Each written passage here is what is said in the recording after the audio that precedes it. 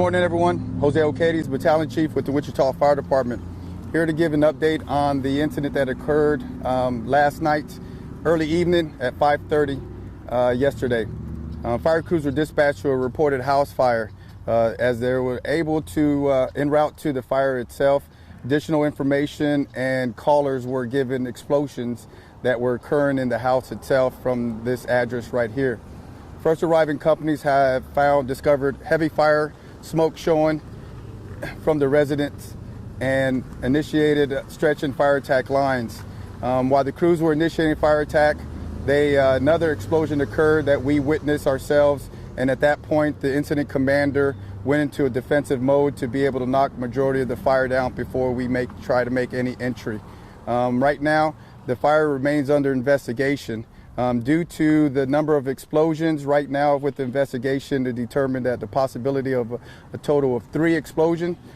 One of them from the initial explosion itself, and one that occurred when we arrived on scene, and then also a smaller one later on in the incident itself. There was a male, 48-year-old male, that is deceased from this fire itself. And due to the amount of fire and the structural stability, fire crews conducted a defensive attack, and we had initially 5 attack lines off of an engine to be able to knock the fire down and get the control of the fire. Also during that time, we were able to conduct a primary search of the main floor and basement, which was all clear. At this time also, we were informed that there was only 2 occupants that lived at this location, and some pets. There were some pets that were discovered and were found deceased also. The fire is going to remain under investigation due to the fire involvement and the explosions themselves. We have a joint investigation with the State Fire Marshal's Office, along with the Bureau of Alcohol, Tobacco, Firearms, ATF, will be assisting in the investigation. You don't know what the initial cause of the fire was yet? Right now, it's still early in the stages, from all the interviews from the homeowners and neighbors right now from the explosions. There have been some reports of initially of fireworks being manufactured. So right now, all of that information is still being reviewed and ongoing with interviews. So the name of the deceased been released yet? No, sir. Were the residents a couple? Unknown. Unknown if they were a couple. They're just 2 residents. So I can't say if it was a couple as in married or boyfriend, girlfriend. What about the other person, the other resident? What's their condition? She was able to communicate, unknown if she was in that residence. Once I believe the information that I received, that she arrived on scene, that she was in one of the police vehicles, and our fire investigators were able to interview her. What's her age?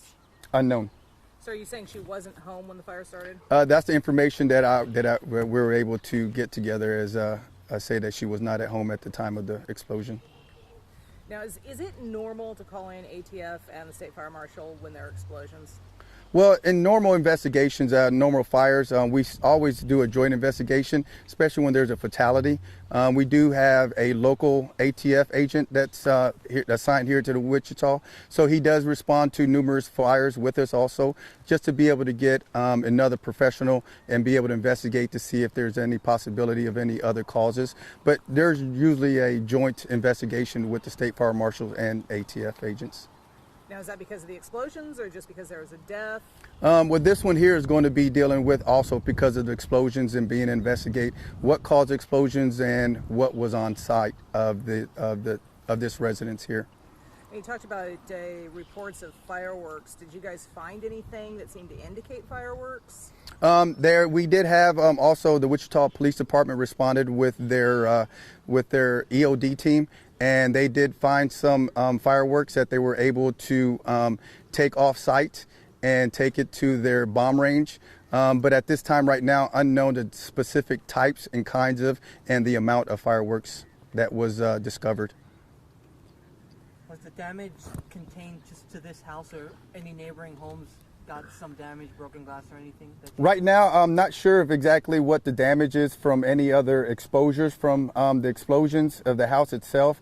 Right now, majority of the damage will be located here, but there'll probably be some exposure damage from the neighbors located just to the west of this address itself. But those will be investigated also to make sure. We're aware of exposures, and we had lines protecting uninvolved structures to make sure that the fire didn't get out of hand to other dwellings. When crews were initially responding to this, and you said you guys were getting calls about that first explosion as they were responding, how do you go about attacking a fire where there has been at least one explosion? Do you assume that there will be others? You know, what goes into something like that? Because that seems like a more dangerous than typical situation when you're responding. Yeah, when we were responding, you know, we're able to try to gather the information that we're receiving from over the radio and from our MCTs, and try to get some type of size up. Once we arrive on scene, we're able to gather that information from what we have on dispatch information and what we're actually seeing, and being able to get a game plan to be able to attack this. But you know, that's some of the hazards that we have. One explosion is what the information that we received while we were still deploying our line and beginning our fire attack. That other explosion, once that one occurred, our incident commander right away moved our crews back, and we was able to use our water streams to be able to get from a distance that's going to be safe for them and try to knock majority of the fire down. But most of the time, we're still going to go into that fire attack mode to make sure that we get that fire under control before it gets other structures involved. You mentioned manufacturing of fireworks. What can you explain that a little bit more? That seems like an odd thing to be doing in a suburban home. Right now it's just under investigation, the possibility of the information that we received of this location. So other than manufacturing, you know, it's just really being able to see exactly what the cause it was. He was known to be able to have fireworks here at this location. So I don't know if the police department would have any additional information from that standpoint, but that's just the information while the investigation continues to go on. When you say he was known to have fireworks here, do you mean he had a permit to have them here, or just it was known in the area? Just the information that we received during the investigation right now. So was it commercial fireworks that you guys found, or was it? Again, the fire's under investigation. Don't know exactly the types of fireworks or the chemicals that were involved with the fire itself. Do you know roughly when you'll find out the cause, when that'll come back?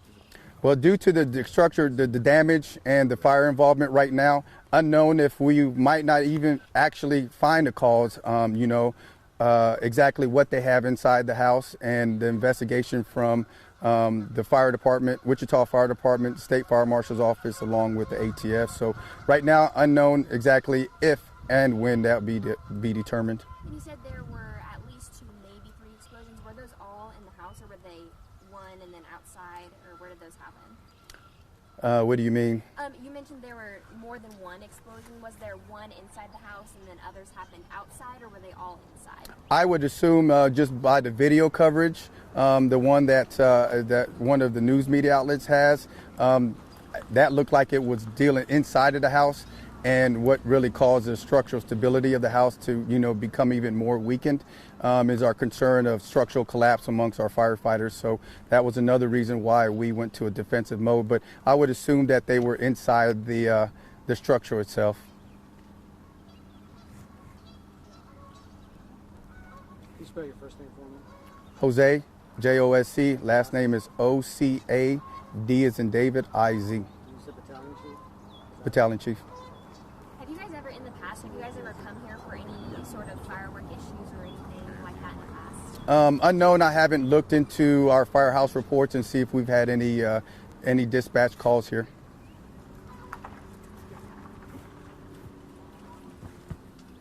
Okay. All right, is that it? Good.